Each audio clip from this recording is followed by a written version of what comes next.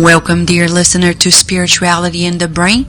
I am Vanessa Ancelone, your host, and this segment is all about the latest findings of neuroscience and the teachings of Spiritism. Today we're going to talk about the sense of justice in our brains. Brain scans link concern for justice with reason, not emotion. People who care about justice are swayed more by reason than emotion, according to the new brain scan research. Psychologists have found that some individuals react more strongly than others to situations that invoke a sense of justice.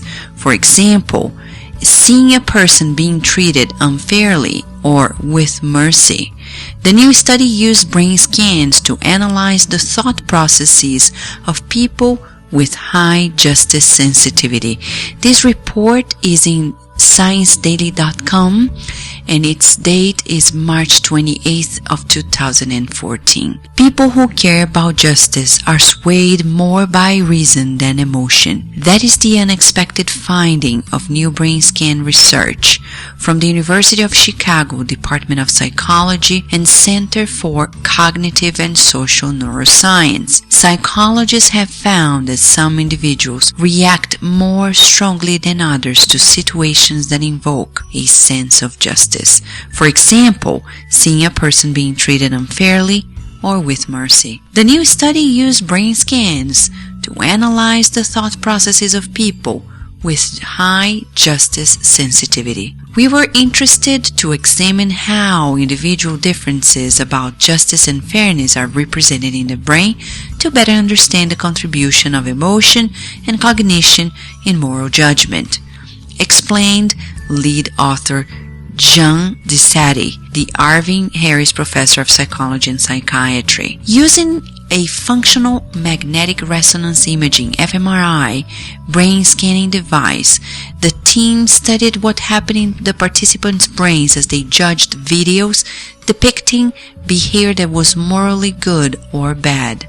For example, they saw a person put money in a beggar's cup or kick the beggar's cup away. The participants were asked to rate on a scale how much they would blame or praise the actor seen in the video. People in the study also completed questionnaires that assessed cognitive and emotional empathy, as well as their justice sensitivity. As expected, study participants who scored high on the justice sensitivity questionnaire assigned significantly more blame than when they were evaluating scenes of harm. They also registered more praise for scenes showing a person helping another individual. But the brain imaging also yielded surprises.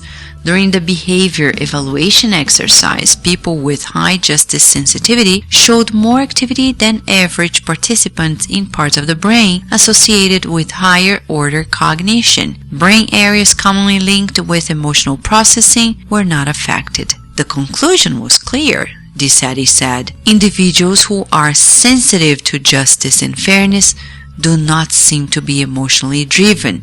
Rather, they are cognitively driven. According to Dr. DeSatti, one implication is that the search for justice and the moral missions of human rights organizations and others do not come primarily from sentimental motivations, as they are often portrayed. Instead, that drive may have more to do with sophisticated analysis and mental calculation. DeSatti adds that evaluating good actions elicited relatively high activity in the region of the brain involved in decision-making, motivation, and rewards. This finding suggests that perhaps individuals make judgments about behavior based on how they process the reward value of good actions as compared to bad actions. Our results provide some of the first evidence for the role of justice sensitivity in enhancing neural processing of more information in specific components of the brain network involved in moral judgment, said DeSatti. This paper was published in the Journal of Neuroscience, a very reputable journal in the sciences of the brain. Dear listener, the sense of justice belongs to our reasoning. Scientists are right. Something that was concluded a while ago by the illuminated spirits when they put together these beautiful teachings in the Spirit's book through the editing efforts of Allan Kardec. When we read about the law of progress, there is an item that talks about civilization, and Kardec asks, what signs may one recognize a complete civilization? The answer is, you will recognize it by its moral development. You believe yourselves to be very advanced because you may have great discoveries and wonderful inventions, and because you're better situated and better clothed than in primitives. However, you only have the right to truly call yourself civilized when you have finally banished the vices from your society that dishonor it, and when you finally live as brothers and sisters by practicing charity.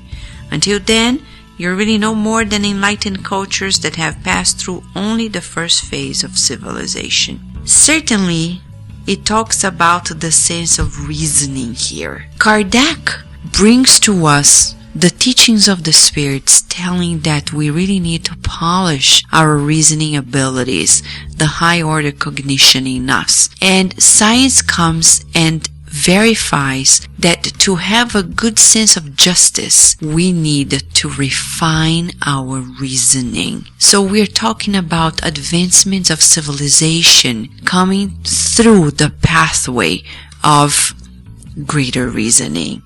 So dear listener, this is fascinating. Fascinating because the Spiritist task and purpose is first and foremost to illuminate our minds so we can be more just in this world.